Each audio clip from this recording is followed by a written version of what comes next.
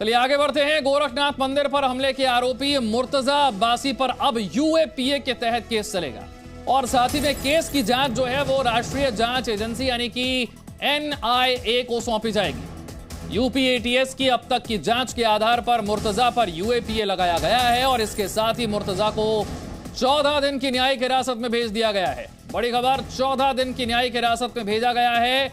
UAPA लगाया जाएगा और यूपीएटीएस की अब तक की जांच के आधार पर ही यूएपीए लगाने का फैसला मुर्तजा पर किया गया है। यह जांच अब राष्ट्रीय जांच एजेंसी को एनआईए को सौंप दी गई है।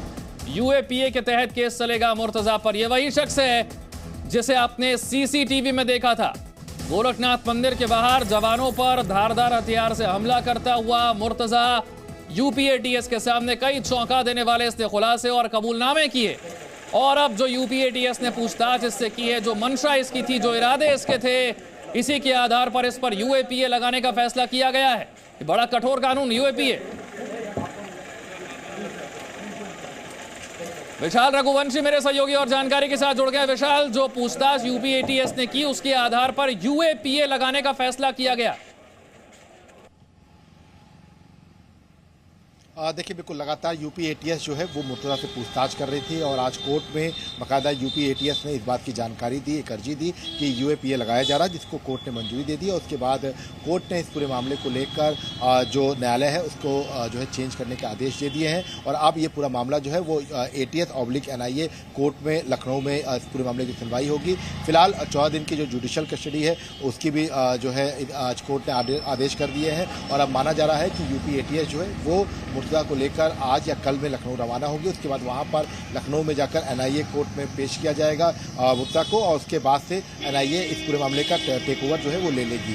विशाल, ये यूपीएटीएस की जो पूछताछ है ये कितनी गंभीर बातें, कितने गंभीर खुलासे मुर्तजा ने किए हैं और ये कितने संगीन थे कि इसके आधार पर यूएपीए लगाने का फैसला करना पड़ा?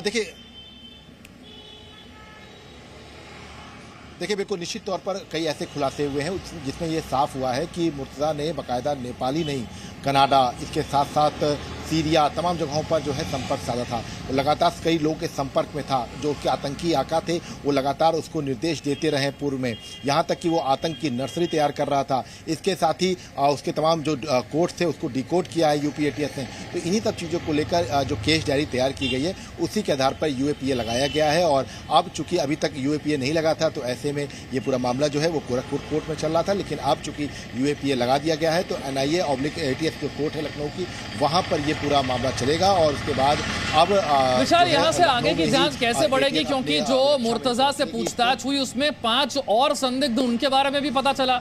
ये पता चला कि उन 5 संदिग्धों को मुर्तजा की सारी गतिविधियों की जानकारी थी। नहीं, देखिए, मुर्तजा के बारे में जो तमाम लोगों को जो जानकारियां हैं वो सब यूपीएटीएस के रडार पर हैं।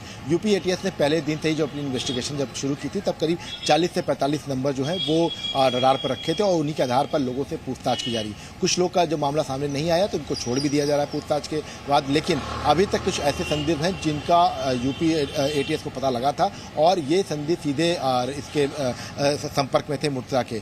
मुर्तजा का जो पुराना इतिहास है उसको भी खंगाला गया, इसके साथ ही साथ कैसे वो रेकलाइज किया गया, इसके साथ ही वो कैसे उनके संपर्क में आया और कैसे वो लोगों को जो है बरगलाता था। इन सब तमाम चीजों को लेकर यूपीएटीएस ने अपनी जांच की थी और एक जो निष्कर्ष निकाला था उस presenting B news app available on Google Play and App Store. Download it now.